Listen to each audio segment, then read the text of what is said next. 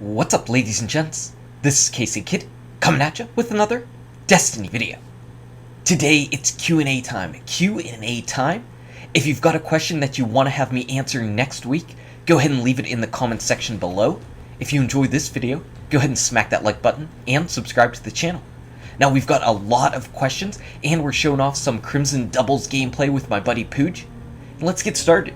So iFeatheristic asks, what's your favorite video game? Now he asked this a couple weeks ago, and I think it's time to go ahead and answer it. I would say, if I ever get asked this question, I always say Final Fantasy VI. That's probably my favorite game ever. I loved it. I played it when I was younger with my buddies. It was actually the first Final Fantasy game that I ever played. It was also pretty much the first role-playing game that I ever played. And I know a lot of people that love Final Fantasy VII because it was the first Final Fantasy game that they ever played, and I think that's probably why I like 6. For some reason, that first game that you play in a series, it just holds that nostalgia factor, and you compare every other game you play in the series to it, and they just never stack up. They never stack up to whatever your original is. So Final Fantasy VI, Final Fantasy III on the Super Nintendo for me is what would get the top spot for my favorite game. Next up, we have Epic Sweet Treats asking, what's it like being in a fraternity? This is a pretty good question, because I'm sure there are a lot of people that watch these videos that can relate to me, but I'm sure there are also equally as many, if not more, people that only know about fraternities from movies, or stories, or newspaper articles. And let's just say things from the beginning. It is definitely not like you see in the movies. Fraternity life is definitely not like the movies. Though it's not 100% not like it. I mean, there are definitely some similarities to things like that. And whenever I was going to college originally, in high school, if you would have asked me if I was going to join a fraternity, I would have said no, not at all. In fact, I'm sure people asked me if I was going to do it whenever I was in high school, and I was like, no way, why would I want to do that? But whenever you're there, it's just a different story. You end up hanging out with people, and if those people that you're hanging out with that are your friends end up being in a fraternity, it's kind of no different from if your friends are playing basketball together or football together or something. You just join them because that's what they're doing. You're hanging out with the same people anyway. You might as well share these extra experiences. So that's pretty much how I ended up joining the fraternity that I did, Kappa Sigma.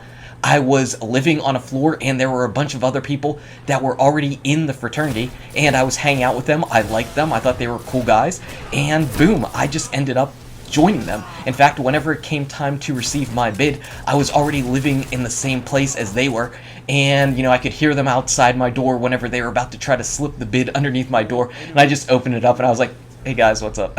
And they just gave it to me. And I was like, yeah, I'll be down to lunch. So it was pretty cool. It was an interesting experience.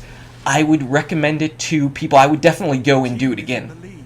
You do a lot of stuff in fraternities that you never get to experience in college outside of that, because you just are doing so many different things. I ended up being the what would be considered second vice president for a couple years and the president for a year. You do a lot of things that really help to prepare you for the real world, give you some extra experiences and life experiences and responsibilities that you actually have to do. It's kind of like a community within a community, just like Destiny is a community inside the gaming community. So I would definitely do it again if I ever had the choice. And we will move on to the next question. We've got Enfrost Sniper asking me, which raid is my favorite raid? This is an easy one for me. It's the Vault of Glass. It's hands down the Vault of Glass. Though, if you think about what I said in my first answer to my question about what my favorite game is, it might hold true for this, because Vault of Glass was typically the first raid that most players in Destiny experienced. And because of that, is that the reason why I love the Vault of Glass so much? Because it was my first experience raiding? What if my first experience was with Crota? Would that have been my favorite? Or Kingsfall? It would be hard to imagine Kingsfall being my favorite, but I don't know. I don't know. But since Vault of Glass was my favorite, and that is generally held up as the best of the best, that's what I'm going to go with. In fact, I did a music video montage of the Vault of Glass. If you haven't watched it, it's still probably one of my top 5, maybe top 2 favorite videos that I've done on this channel yet, so go ahead and watch it. Our next question comes from Gaming with Gabe, asking me what my favorite DLC is, and he is talking about Destiny DLC. So if I could take the easy and cheap way out, I would say the Taken King. If the Taken King is considered a DLC, then this by far is my favorite DLC in Destiny. If it's not, and if it's between the Dark Below and House of Wolves, I have to think about it. Now, chances are, I'm gonna say House of Wolves, because it adds some extra things to the game like the Prison of Elders and the Trials of Osiris, something additional to the raids. But let me also say this. So, Dark Below was out for a long time. It lasted a really, really long time. And there was a huge content drought between the Dark Below and the House of Wolves. And people were raiding constantly, multiple times a week. Raiding, to get the Yalahorn, to just do whatever it is with their buddies to raid and raid and raid. And we perfected those raids. Now, whenever House of Wolves came out, it kind of wrecked a lot of those experiences. And let me tell you why. Whenever you were raiding, you needed 6 people. So whenever the Prison of Elders came out, it was suddenly you needed 3 people teams. And if you wanted to do Skolas, you really needed those 3 people to be pretty decent. Because Skolas, Prison of Elders level 35, that was tricky. You really could not just easily carry somebody through that. You needed good people. Whereas in the Vault of Glass and in Crota's raid, you could kind of carry a couple weak links with you. So what ended up happening is the House of Wolves made people more elitist. It kind of fractured some friendships, and some people that just weren't able to go through the content every week kind of split off from the game. And I didn't like that. I don't think that House of Wolves gets mentioned for doing that, but it really did kind of break up raid teams a lot. So I really am not a fan of that, even if House of Wolves was good in general for Destiny. I don't like what it did to our raid teams. Next question comes from Shakespeare, not William, but Drew, asking me what my favorite primary gun to use in PvP. And you can see in this video, I'm actually using my last word. And I barely use the last word at all, but let me tell you, I've been having a lot of fun with it. So yeah, people are going to hate on that, but I kind of like using it a little bit now that I figured out its range and how to use it a little bit better. I also really love my inward lamp that I ended up grabbing from the Trials of Osiris. That scout rifle that shoots really fast in full auto, it's really nice. And of course the Doctrine of Passing is amazing. I'm a big fan of auto rifles in general right now, and with that auto rifle I'm actually able to kill some things in PvP, so that's always a nice thing.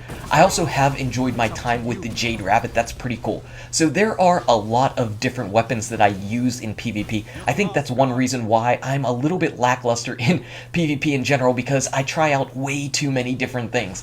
But you know what? I get bored if I keep using the same things over and over again, so yeah, I'll go with that. Finally, we have our title question from Dylan Porter asking me if I think Destiny is dying and why.